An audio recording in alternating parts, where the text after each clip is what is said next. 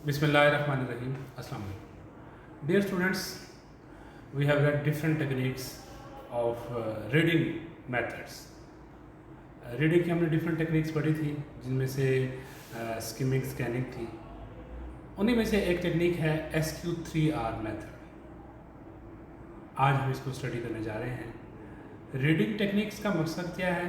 Reading techniques का मकसद ये है कि जिस मकसद के लिए हम रीडिंग कर रहे हैं वो हम एज सुन एज पॉसिबल उसको अचीव कर लें। स्किमिंग में हमारा जो हमारा पर्पज़ होता है, हम उसको स्किमिंग के थ्रू जल्द से जल्द अचीव करने की कोशिश करते हैं। इसी तरह स्कैनिंग में जो हमारा पर्पज़ होता है, वो स्कैनिंग के थ्रू हम उसको जल्द से जल्द अचीव करने की कोशिश करते हैं।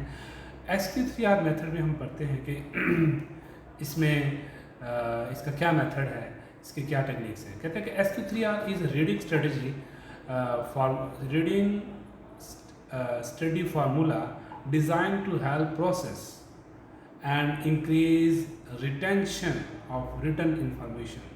written information में आपकी retention को increase करने के लिए, helpful बनाने के लिए SQ3R method डिज़ाइन किया गया है।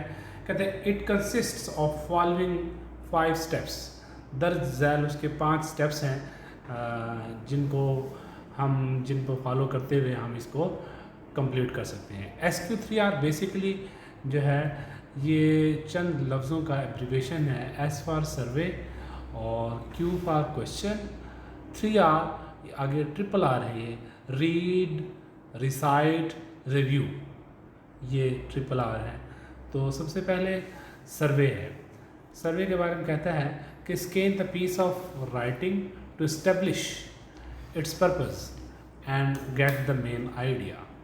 कहते सबसे पहले आपने क्या करना है कि जो आपकी राइटिंग है, जो लिखा हुआ है, जो तहरीर है, उसको आपने स्कैन करना है। और स्कैन करते हुए कहते हैं कि आपने उसका पर्पस और मेन आइडिया इस्टेब्लिश करने की कोशिश करनी है। तो नेक्स्ट है इसी में सर्वे में कहता है कि टाइटल एंड हेडिंग्स। अब आपने पर्पस और मेन आइडिया कैसे अचीव करेंगे? आप टाइटल, हेडिंग्स देखेंगे, पिक्चर्स, क्वेश्चन वगैरह देखेंगे, पढ़ते हैं इसको। कहते हैं title and headings indicate the main topics and concepts being developed.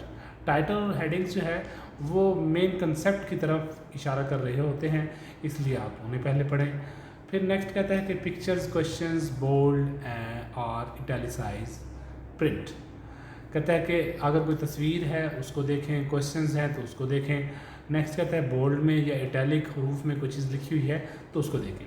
Emphasise important information, ये चीज़ें अहम इन्फॉर्मेशन को की दलालत कर रही होती हैं, की ताकीद कर रही होती हैं। इंट्रोडक्शन एंड कंक्लूजन, इसके साथ साथ आपने उस अपनी तहरीर का इंट्रोडक्शन पढ़ना है, उसके तारुफ में क्या दिया गया है, और फिर उसका कंक्लूजन पढ़ना है।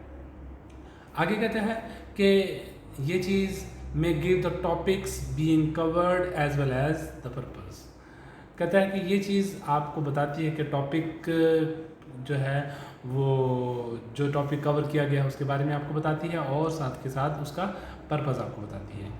First and last sentence in the paragraph, जितने भी पैराग्राफ दिए गए हैं उनके पहले और आखिरी सेंटेंसेस पढ़ने हैं। और इसके साथ साथ फुट नोट्स, जो आखिर में पेज के एंड में जो कोई नोट्स दिए गए होते हैं, जो कोई लाइन लिखी होती है, उनको फुट नोट्स कहते हैं, उसको आपने पढ़ना है। तो इस तरह हमने देखा ये तमाम चीज़ें स्किमिंग में भी थी।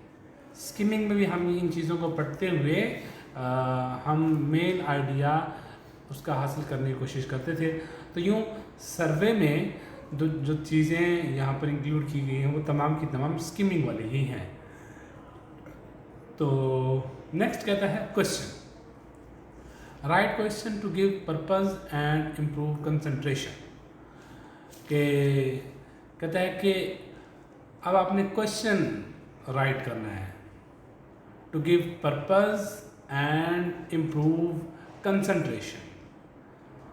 इसके साथ साथ कहता है कि आपने इसका पर्पस बताना है और अपनी कंसंट्रेशन को, अपनी तवज्जो को इम्प्रूव करना है, इसलिए आप क्वेश्चन लिखेंगे। दिस एड कंप्रीहेंशन, कहता है कि ये चीज़ आपकी समझ बूझ में मददगार साबित होगी।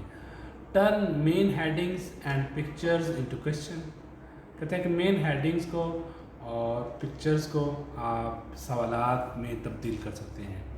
फॉर एग्ज़ाम्पल कहीं पर कोई मेन हेडिंग दी गई है कि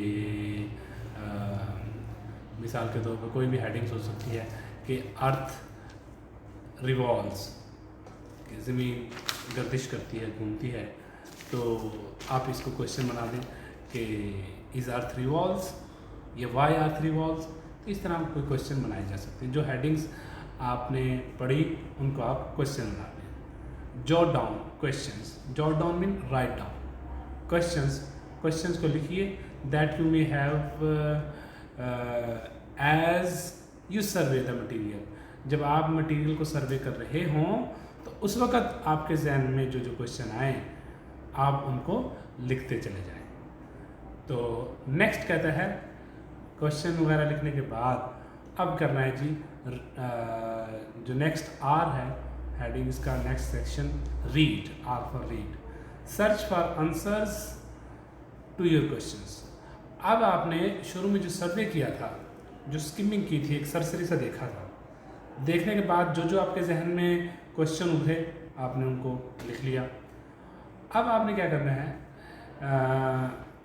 अब आपने जो सवाल आपने लिखे थे, जो आपके जहन में खला था, कहीं पर गैप था, उसके आपने सवाल के लिख लिए थे। अब आपने उस अपने गैप को फिल अप करना है और उन सवालों के जवाब तलाश करने हैं। और कैसे करने हैं तो उसको लिए आपने अब स्टडी करना है उसको। Make notes and highlight main ideas, कहता है कि नोट्स बनाएं इस चीज़ के, जो आपने क्वेश्चन किए थे उनके आंसर के लिए आप नोट्स बनाएं और जो मेन आइडियाज़ आप उनमें देखते हैं आप उनको हाईलाइट करिए किसी भी तरीके से, जैसे आप मुनासिब समझें। दैट सपोर्ट द कंसेप्ट, ये चीज़ आपके कंसेप्ट को बिल्डअप करेगी। नेक्स्ट आर रिसाइट है। इसमें कहता है कि reciting helps to put the information into your long term memory। कहते हैं जब आप चीज़ को रिसाइट करते हैं, जब आप उसको ऊंची आवाज़ से पढ़ते हैं तो दैट इज़ कॉल्ड रिसाइटिंग। तो ये चीज़ आपकी जो लॉन्ग टर्म मेमोरी है उसको मज़ीद स्ट्रॉन्ग बनाती है। जो चीज़ आप रिसाइट कर रहे हैं वो चीज़ आपकी लॉन्ग टर्म मेमोरी का हिस्सा बन जाती है। Put what you have learned into your own words। अब क्या करना है रिसाइट में साथ ही कि कहते जो कुछ आपने पढ़ा समझा उसको अब अपने लफ्ज़ों में लिखना है।